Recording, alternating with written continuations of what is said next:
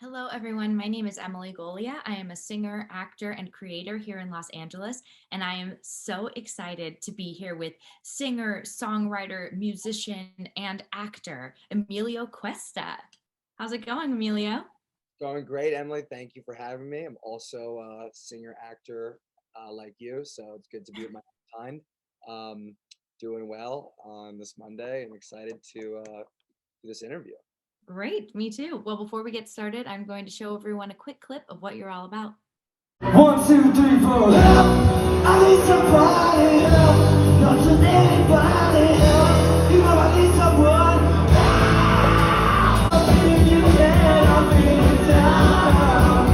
And I just appreciate you being proud. Help me keep my feet back on the ground. Won't you please help? The world is looking clear tonight. Going to silent let us smile. She's still breathing. She's still breathing.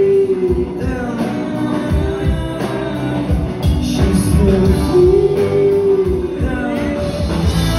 Reptilian beauty, the reptiles must die. Reptilian skulls. Great. I love that. That's at the Cutting Room. Can you give us a little, like, how did you get that gig? Like, how that song came about? Any Yeah, background on that video? absolutely. I'll kind of give you a short kind of spiel on everything leading up to the cutting room, and some of the other venues I played at. So basically, before the pandemic, I was cast as a lead in a musical written by Greg Codis, who wrote Urinetown on Broadway, and I was in the hands of Amazing.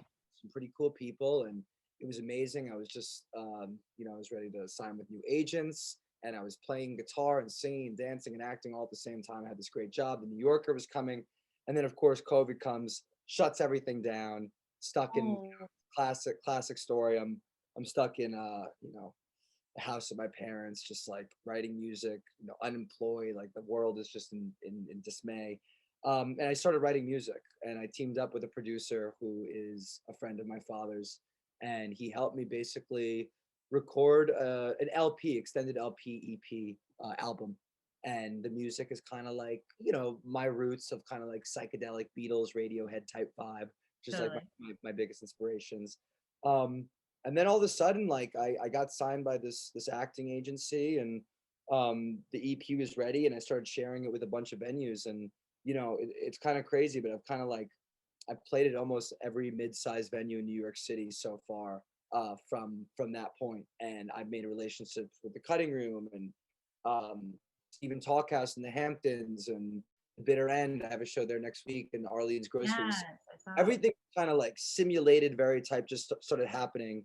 Um, and yeah, I mean, I work with some promotion companies that will get me gigs, but I also organically will create bills with the venues themselves with other artists.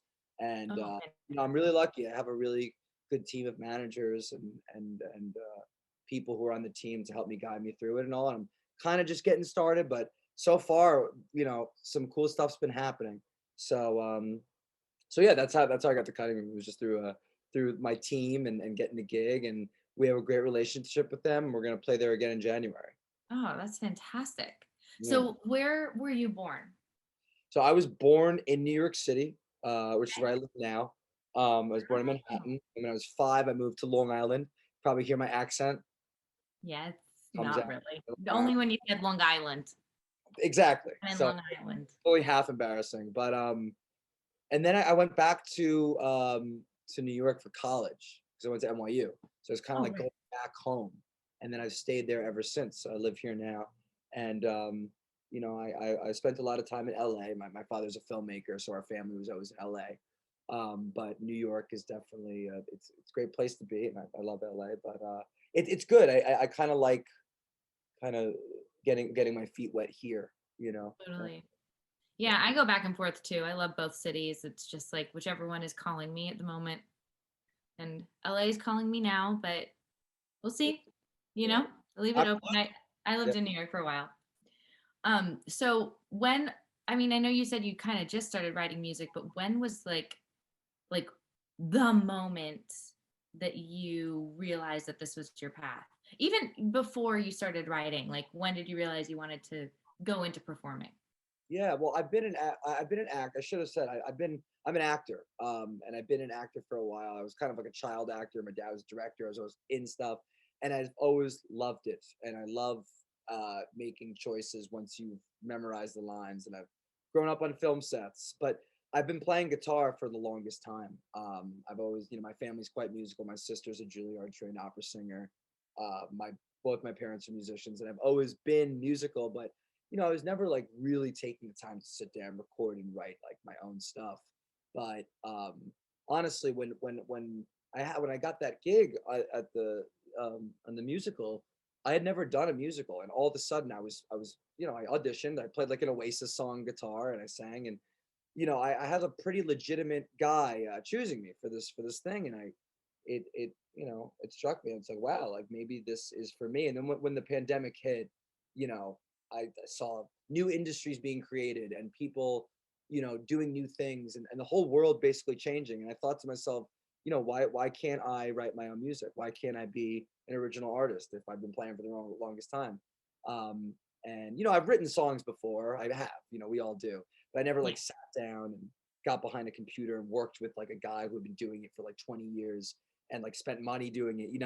So that it was really during the pandemic. I know it's kind of like classic COVID story, like, oh, like, but but yeah, it was really when that musical was taken away from me and I was in my house and I had, a lot of emotion. The world was in a dark place and I feel like good art needed to be like made, not just from me, from everybody, but like Yeah. yeah, that was the moment, and I've been loving it ever since, and it's been going great, and I think my music's pretty great, and there's only 2 songs out now, but there's a lot more to come, and crazy music video coming for a song called Lizard Girl. Um, That sounds fun. so yeah, very fun, very like new age. So yeah, it's all good.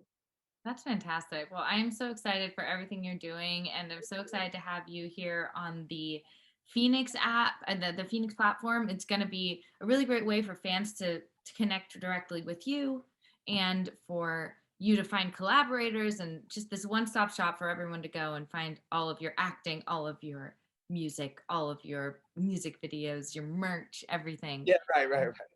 It's going to be great. I mean, you have the merch going, right? The merch is in the process. We're Okay, good. I mean, if you're playing the bitter end in the cutting room, you better have those shirts for everyone to buy after. so right. Honestly, I was checking out Phoenix. It seems like amazing. It really seems new age. And also, I saw there's an NFT component to it. Yeah. One of my best friends, shout him out right now. He's made all this Ethereum. He created an NFT for something unmusic related, but you could see it's clearly like a big thing to get into. And Yeah, anybody missing a thing, it's stupid. They're kind of doing themselves a disservice because I think it might give power back to the artists. We'll see. exactly. I don't think there's a monopoly yet that's come in, but I definitely want to get into that space. And my songs, they have a visual component to them. Lizard Girl and Moon Won't Love Me. They're kind of like trippy and visual, and I would love to get into the metaverse. So it was so cool seeing the NFT component as a part of this new app because I really think Yeah. it's going to be a big part. So you guys are really smart to get on that. Thanks. Yeah, we're really excited about it. I think it's going to be really great. It was so great to meet you. I can't wait to see what's next. And yeah, we'll talk soon. Keep in touch. Absolutely, it was great meeting you. Thank you so much, Emily. Of course. Have a good day. All right.